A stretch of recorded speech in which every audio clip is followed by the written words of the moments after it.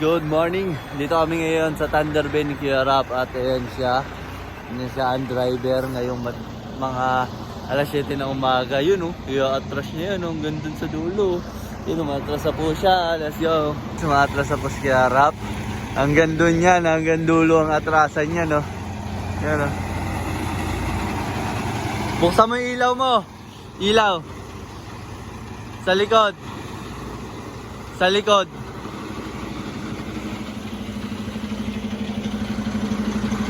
Yung ilaw. Ito. Yan. Abanti ka pa kaliwa. Kanan.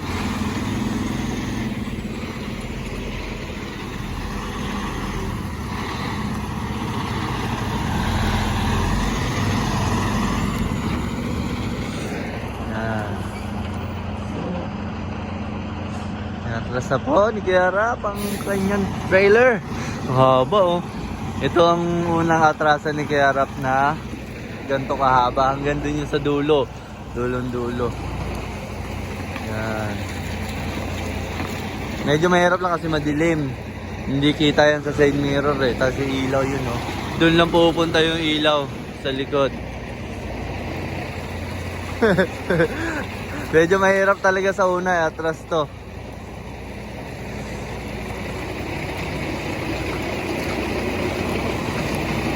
Yan na kahit pa paano mahabang naiatras. Yan. Bali paglalaruan lang ni Kuya Rap.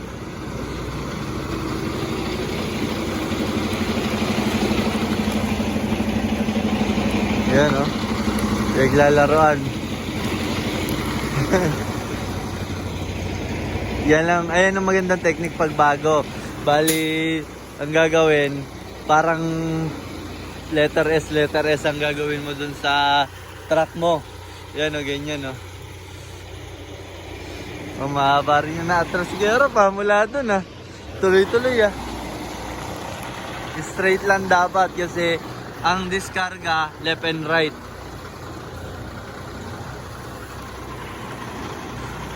Yun na medyo lumiko na pero all goods pa rin, nasa bandang gitna pa rin pero papuntang kaliwa.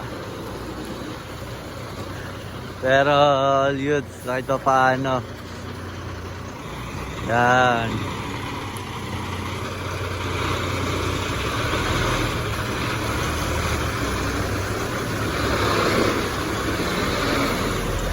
Yan, ayun ang technique. Tapos kapag bumaliko ka na, ganyan ang technique. Pag bumaliko ka na, straight mo ulit. Tapos iatras mo ulit. I-maintain mo yung yung pag-atras na nasa gitna lang. Yun yung sabi ko sa kanya, gitna lang. I-maintain niya sa gitna. Ayan, i-maintain niya. Yan. I-maintain lang yan sa gitna. Kakayanin yan ni Kiara. Bali, i-deliver namin tong nasa likuran. Yan, ito ang di-deliver namin. Yung minigitna niya kasi nakikita niya dun sa side mirror niya na hindi straight. Hanggang dun yan, hanggang dun pa. Yan, all goods. Maintain lang dali. Malapit. Uwa agad sa unang atrasan ni Kuya Rap. B-train. Dali agad Deliver namin yon, tulips yon.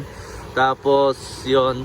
Tapos ito sa baba, sa pangalawang drops lahat to. Sa baba ito, tapos yung nasa pinakaunahan lahat. Tapos ito, dalawang drops lang to. Dali lupit. Talagang nasa dugo ang pagiging driver. Nakita mo yung doon? Yung parang bahay na yung shed na maliit, doon mo iatras para alam mo kung saan ka papunta. Medyo mahirap lang din to iatras. Kung kala ng iba na ang pag-atras ng B-train ay napakadali, hindi po madali yan. Lalo na kung first timer ka, marami po ang nahirapan dito. Kung titignan nyo lang, kung sinasabi nyo magaling kayo mag-atras sa straight trailer, kung titignan nyo madali lang pero marami po ang nahirapan yan. Yung iba po mga 30 20 years ng eksperyensado, ex-abroad. Pero pagdating dito, nahirapan talaga sa B-Train. Talagang normal lang mahirapan kasi dalawang trailer yan eh. Atras mo, kukontrolin mo yung track, kukontrolin mo yung lead, kukontrolin mo yung pop. And hindi siya ganun kadali i-kontrolin. Kaya nakakalito. Pero siguro isang buwan lang eh kayang-kaya na itong i-atras ng straight. Walang kahirap-hirap. Ganun lang. Yan o. Medyo bumabalik ko lang kasi minsan lang hirap kontrolin eh. Hirap i-timing. Iyan o. Oras natin ngayon, alas 6 ng umaga. And inunahan na namin yung iba dahil team driver kami, mga magdi-deliver din dito. Inunahan namin kasi atrasan namin dito. Mamaya punong-puno na to ng mga sasakyan doon. Hindi kami makaikot. Buti nga ngayon, naka-U-turn kami kasi bago yung Home Depot doon eh. Yung building ng Home Depot bago. Ngayon, dati doon kami umiikot para makabuelo ng atras. Eh ngayon, nilagyan nila, ang hirap. Nag-U-turn lang kami, halos close na magbabanggaan yung mga trailer namin. And yan, at least kahit pa paano naka-U-turn kami, walang katao-tao dito ngayon, umaga. Mula doon, siguro mga ano to, 3 kilometro layo. Dito tayo para makita ni Kero. Kasi dito yung unload yan eh. Sakop din to ng Home Depot, yan Home Depot. Sakop niya dito yung mga ina-unload yung mga product na dinideliver nila. Oh, yan na, dito na. Sakto talaga. Sakto talaga dito sa bahay ah.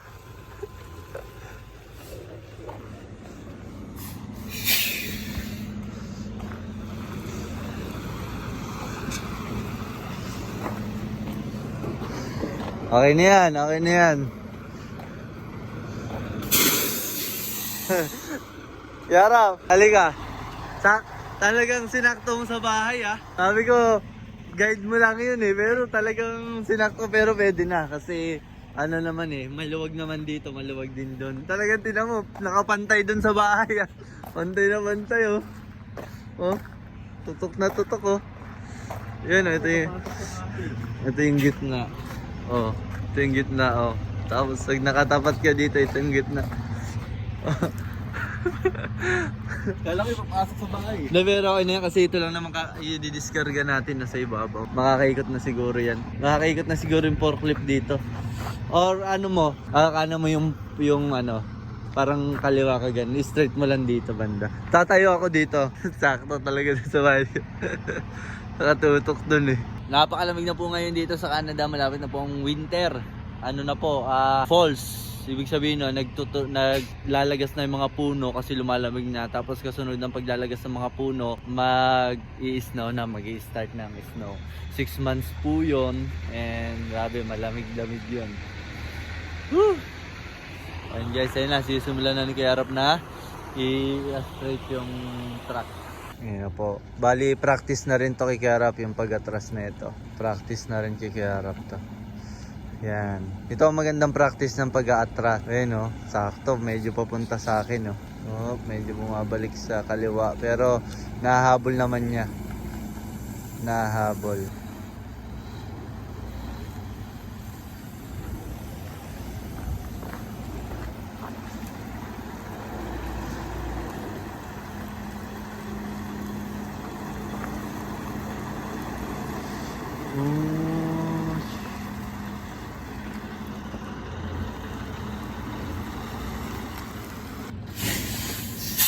Dali.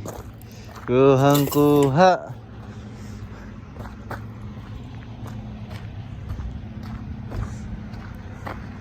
Okay na. Dali na. Okay din na. Galing ah. Nakuha mo lang. Medyo... Pasok ko nga sana sa loob eh. Kaso masyado pa pala maaga. Maaga pa. Pero pwede na, kayang-kaya na. Nakakukuha mo na yung galaw ng trailer. Isang atrasan mo ngayon ka palang matras ng gano'ng kahaba, no? Parang 3 kilometro ata yun, ah. Kalahating kilometro. Pero pwede na. Ano, ilang araw lang yan, o baka isang buwan, eh. Perfect mo lang pag-atras niya, no? Mahaba pa tong ano natin, pop natin. Oh, ito. Nga pala guys, itong trailer na to, napakahirap i-atras nito, lalo na itong nabaliktad. Bali, ito mas mahaba kaysa dun sa lead. Napakahirap niyan. Pero pag yung lead ang mahaba, tapos ito ang maikli, napakadali lang eh, no? Ito sobrang delay nung nung liko, kaya ang hirap habulin. Pero Oo nga eh. yung trailer humahabol sa akin eh. Kaya ako nahirapan ako niyan. Ganyang atrasan, mas maganda pa yung maikli eh. Ayun no. Tatanggalin na siguro natin to para pag nagbukas sila, okay na. Tama no, ito yung sa nila no. Oh, ito. Hindi, ito yun yan. Diba? Sisilipin ko na ito. Titignan ko yung pangalan. Hindi ko alam eh. Kalimutan ko kung ano ba yan. Aakitin natin guys. At i-check mo nga yung papel kay Rap. Yan no, i-check natin yung ano natin, yung load. Kasi nakalimutan ko kung saan ba yung load na sa kanila. Dalawa kasi yan, yung kapatid ba eh. Buti hindi nagbanggahan tong kahoy, no? Kaya nga eh. Spider-Man. Tayo na yun sa ibabaw.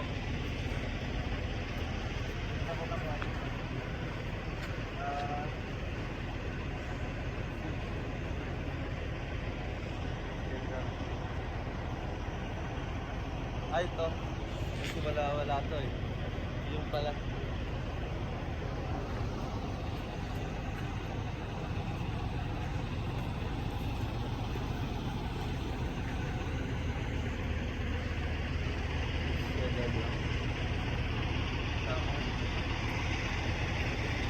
Tama ito. Okay. Okay guys, ito na. Ang idadam natin ito pala. Tapos yung sa kabila, isang buo yan. Kasama ito sa baba na ito. Ito, lahat ng nasa ibabaw na to, sa kabila.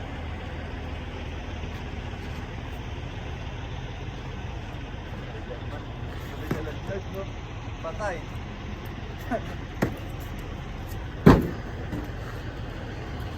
So guys, maraming salamat sa panonood nyo. Hanggang dito na lang. Don't forget to subscribe and follow yung page ni Kuya Rap. Stay positive at kay Daddy Filipino Trackers Pro. Ayun guys, bye bye, see you next vlog.